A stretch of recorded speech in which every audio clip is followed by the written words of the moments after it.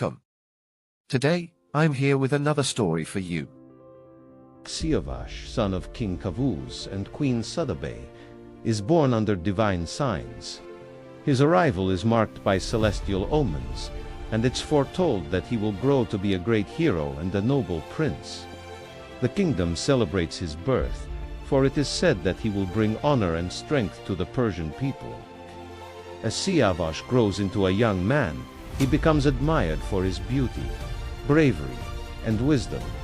However, his stepmother, Queen Sudabe, becomes consumed by an illicit desire for him. Unable to control her passion, she attempts to seduce him. Siavash, loyal and virtuous, rejects her advances, exposing her to his father, King Kavuz. Set in response to Sudabe's false accusations, King Kavuz, influenced by his wife's deceit, orders a trial by fire to test Siavash's purity. The young prince is forced to walk through flames as proof of his innocence. Miraculously, he emerges unharmed, untouched by the fire, his honor and innocence intact. This, despite Siavash's purity and honor. King Kavuz, swayed by court politics and the influence of his wife, decides to exile him. Betrayed and heartbroken, Siavash leaves his homeland and journeys toward the neighboring land of Turan, ruled by the tyrant king Afrasiab. He seeks refuge and a new life in a foreign kingdom. In Turan, King Afrasiab receives Siavash with apparent kindness, admiring his noble character and wisdom. However, as time passes, Afrasiab grows jealous of Siavash's growing popularity and reputation. Driven by fear of Siavash's power, Afrasiab betrays him and orders his execution. Siavash is eventually framed and falsely accused of plotting against King Afrasiab. In a tragic turn of events, he is betrayed and executed, his life cut short despite his innocence. As he dies, his honor remains untouched, and his legacy becomes a symbol of virtue and sacrifice. Siavash's death leads to a great war between Persia and Turan. His son Kaikosdro later avenges his father's death, leading the Persian forces to victory. Siavash's sacrifice becomes a rallying cry, inspiring generations of warriors to honor his memory. Don't forget to like and subscribe.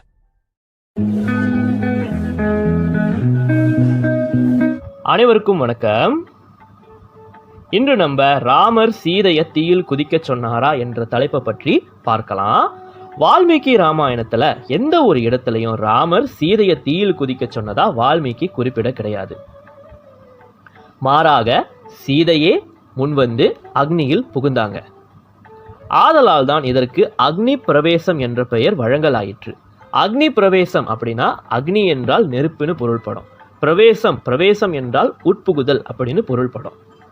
ஆகவே அக்னி பிரவேசம்னு சொல்லும்போது நெருப்பில் உள்புகுதல் அப்படின்னு நம்ம பொருள் கொள்ளலாம். வால்மீகி ராமாயணத்துல அக்னி பிரவேச காட்சி அமைந்திருக்கு. ராமர் சீதைய தீயில் குதிக்க சொல்ல கிடையாது. இருந்த போதிலும் சீதையுடைய அக்னி பிரவேசம் இடம் பெற்றிருக்கு. ஏன் சீதை அக்னி பிரவேசம் செய்தாங்க அப்படின்னு நம்ம பார்க்கலாம். வால்மீகி ராமாயணத்துல ராவண வதம் முடிந்ததும் ராமரும் சீதையும் ஒன்று சேரும் தருவாயில் இந்த அக்னி பிரவேச சம்பவம் நிகழ்ந்தது. குறிப்பாக வால்மீகி ராமாயணத்தின் யுத்த காண்டத்தின் 114 முதல் 118வது சர்க்கம் வரை இந்த சம்பவம் ஆழமாக கூறப்பட்டுள்ளது. ராவண வதம் முடிந்ததும் அசோகவனத்திலிருந்து சீதை வந்தாங்க. அப்போது சீதையை கண்ட ராமர் சீதையிடம் சில வார்த்தைகளை பேசினார். அதாவது சீதையை கண்டு ராமர் சொல்றாரு, நீ கலங்கமற்றவள் என நான் உறுதியாக நம்புகிறேன். நாம் இருவரும் பிரிந்திருந்தாலும் மனத்தால் ஒன்றிணைந்து உன்னை கலங்கப்படுத்த முயன்றவனின் எண்ணத்தை உன் தவ வலிமையாலும் என் திடபலத்தாலும் முறியடித்து விட்டோம். உன்னை நானும் என்னை நீயும் மீண்டும் வென்று விட்டோம். ஆனாலும் சிறுபுத்தி கொண்ட மனிதர்கள் உன்னை பற்றி அவதூறாக பேசுவார்கள். இத்தனை வீரம் பொருந்தியும் ஜனவாதத்தை முற்றிலும் ஒழிக்க என்னிடம் எந்த ஒரு சக்தியும் இன்றி உன் முன் நிற்கிறேன். ஜானகி, இங்கிருந்து வேறு இடத்திற்கு நீ சென்று விடு. எங்கு வேண்டுமானாலும் சென்று புதிய வாழ்க்கையை துவங்கிக்கொள் அப்படின்னு ராமர் சொல்றாரு. ஜனவாதம்னா அவதூறா பேசுறது மற்றும் புறம் பேசுறது. இவ்வாறு ஸ்ரீராமர் சீதையிடம் கூறுகிறார். தம் அன்பு கணவனை விட்டு பிரிந்து வேறு ஒரு இடத்திற்கு சென்று வேறு ஒரு புதிய வாழ்க்கையை துவங்கி வாழ வேண்டும் என்ற எண்ணம் சீதைக்கு சுத்தமா கிடையாது. அன்பு கணவனை விட்டு பிரிந்து வாழ விருப்பம் இல்லை என்ற எண்ணத்துல தம் உயிரை மாய்த்து கொள்ள அவங்க முடிவெடுக்கிறாங்க. அந்த ஒரு எண்ணத்துல தான் சீதை தீயில் பிரவேசித்தாங்க. தீயில் இறங்குவதற்கு முன்னர் சீதை ராமரிடம் பல கேள்விகளை எழுப்பியிருக்காங்க. ராமரிடம் பல கேள்விகளை கேட்ட பிறகு லக்ஷ்மணரிடம் தீக்குண்டத்தை மூட்ட ஆணையிடுறாங்க. முதல்ல லக்ஷ்மணன் தயங்குறாரு. லக்ஷ்மணன் ராமர் மீது கோபம் கொள்றாரு. அதன் பிறகு தன் தமையனும் மதனியும் புரியும் செயலில் அர்த்தம் இருக்கும் என்பதை அறிந்து மதனியின் ஆணைப்படி தீயை மூட்டுறாரு. பின்னர் அந்த தீயில சீதை பிரவேசிக்கிறாங்க. எல்லா உலகங்களில் வாழ்பவர்களும் அந்த சம்பவத்தை பார்த்ததா வால்மீகி குறிப்பிட்டிருக்கிறாரு. நல்லவர் தீயவர் என்ற பேதமின்றி அனைவரையும் சாம்பலாக்கும் தன்மையுடையது தீன்னு சொல்றாங்க. அந்த தீ சீதையை தீண்டவில்லை. மாறாக அந்த தீயிலிருந்து அக்னி தேவன் தோன்றி வருகிறார். எல்லா தேவர்களும் விரைந்தோடி வராங்க. சிவனும் பிரம்மாவும் கூட அங்க விரைந்தோடி வந்திருக்கிறாங்க. அனைவரும் ராமரிடம் இங்கு நடக்கும் சம்பவம் மிகவும் தவறானது, தர்மத்திற்கு புறம்பானது என்று சாடி பேசுறாங்க. ராமரின் செயலுக்கான காரணத்தை கேட்கிறாங்க. சீதையின் இந்த முடிவையும் கண்டு கொண்டு ராமர் மௌனமாக அமர்ந்திருக்கும் காரணத்தை பற்றியும் கேட்கிறாங்க. மேலும் சிலர் ராமரை கடிந்து பேசுறாங்க. இன்னமும் கூட ராமரின் இந்த செயலை கடிந்து பேசிக்கொண்டுதான் இருக்கிறாங்க. ஆனால் இதெல்லாம் நடக்கும் என ராமருக்கு தெரியாமலா இருந்திருக்கும்? என்னை யார் திட்டினாலும் பரவாயில்லை, என் துணைவி மீது எந்த ஒரு அவதூறும் ஏற்படக்கூடாது என்றல்லவா ஒரு கணவன் நினைத்திருப்பார். அனைவரும் பேசி முடித்தவுடன் ராமர் பேச துவங்கினார். ராமர் பின்வருமாறு பேசுறாரு. அனைவருக்கும் என்னுடைய வணக்கங்கள். உங்களின் அறிவுரைகளை எல்லாம் நான் கேட்டுக்கொள்கிறேன். அதன்படி நிச்சயமாக நடந்து கொள்கிறேன். என் அன்பான மனைவியை பற்றி எனக்கு நன்றாக தெரியும். எவ்வாறு சூரியனுக்கு ஒளி வேறுபட்டது இல்லையோ அவ்வாறு சீதை எனக்கு வேறுபட்டவள் இல்லை. சீதையின்றி ஒளி நீங்கிய கதிரவன் நான்.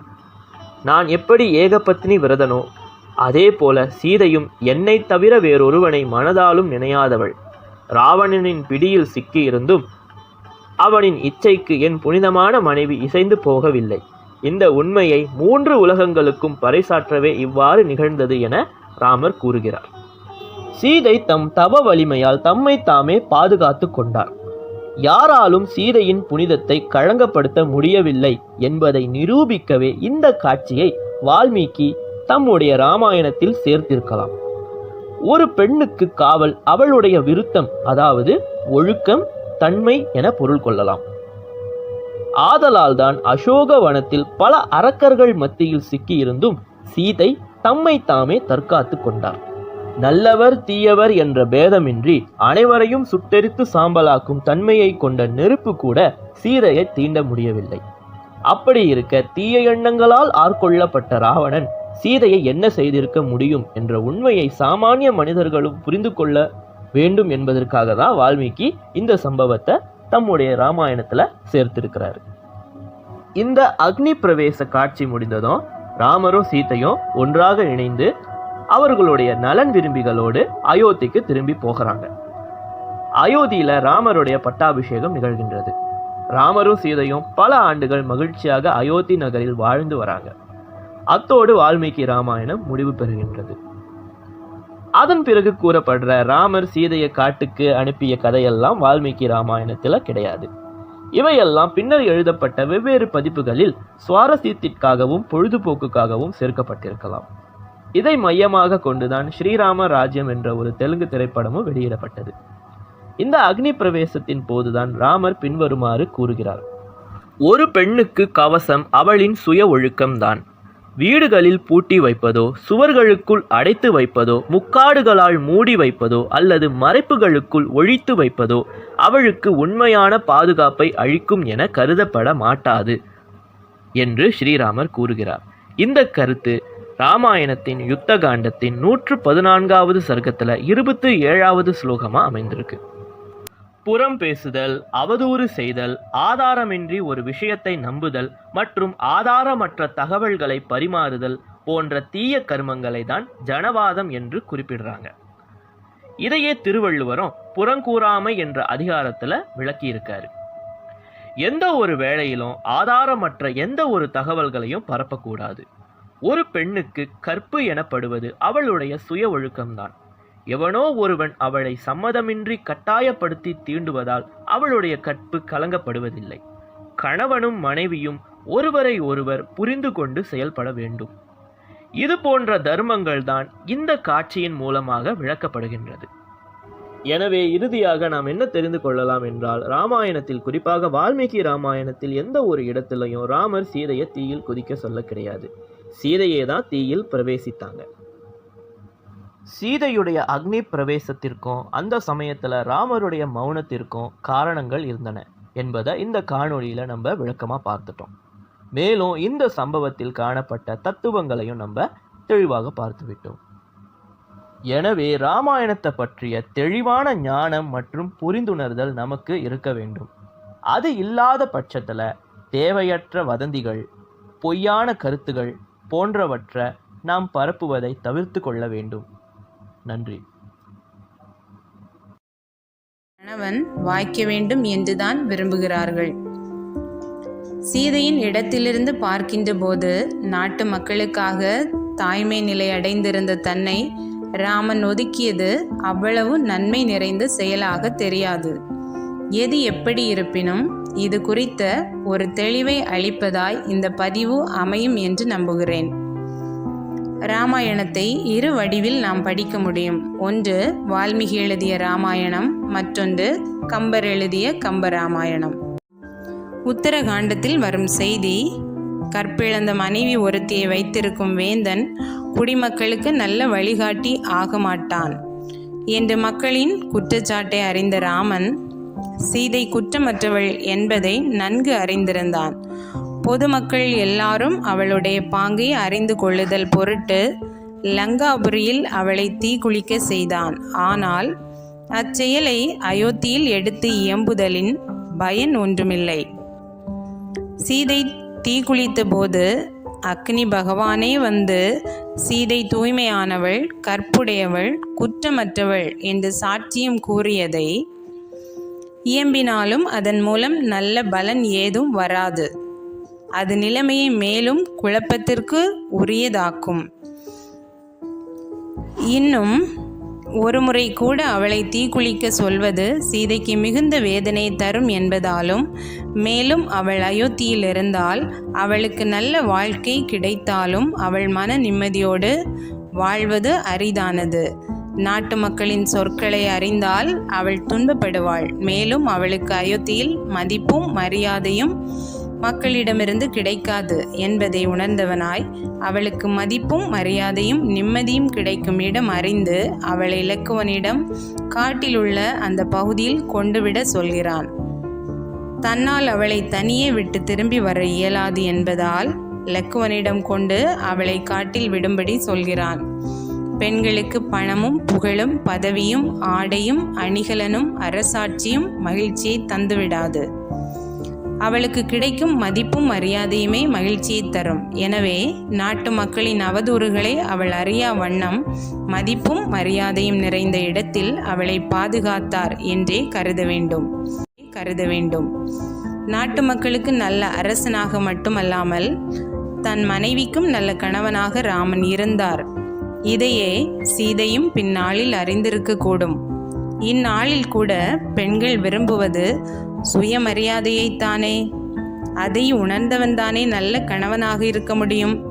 அரசனாக இருந்தும் சீதையை தவிர வேறொரு பெண்ணை திருமணம் செய்யாமல் இருந்தது ஒருபுறம் இருந்தாலும், உள்ளன்போடு அதை தவிர வேறொரு பெண்ணை திருமணம் செய்யாமல் இருந்தது ஒருபுறம் இருந்தாலும், உள்ளன்போடு அவளை பாதுகாத்ததே உன்னதம்.